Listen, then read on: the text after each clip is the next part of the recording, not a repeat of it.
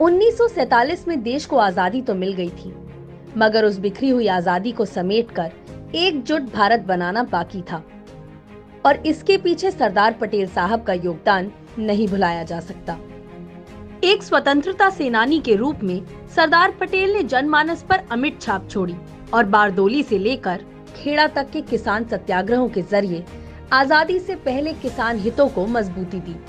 देश के पहले उप प्रधानमंत्री और गृह मंत्री के रूप में सरदार पटेल साहब ने जिस दृढ़ता और मजबूती के साथ एकीकरण का काम किया, वो अविस्मरणीय है।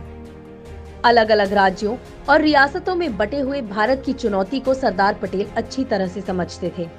जहां एक और देश आजादी के जश्न और विभाजन की पीड़ा को एक साथ अनुभव कर रहा था, वहीं लौह पुरुष सरदार पटेल भारत के एकीकरण के लिए पूरा देश नाप रहे थे।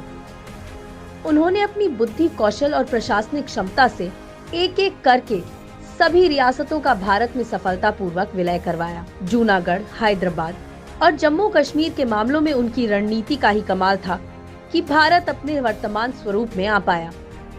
इस एकीकरण की सबसे बड़ी खासियत ये थी कि प्रधानमंत्री नेहरू और सरदार पटेल का सामंजस्य कमाल का था और इस सामंजस्य ने भारत को मजबूत बनाने का काम किया।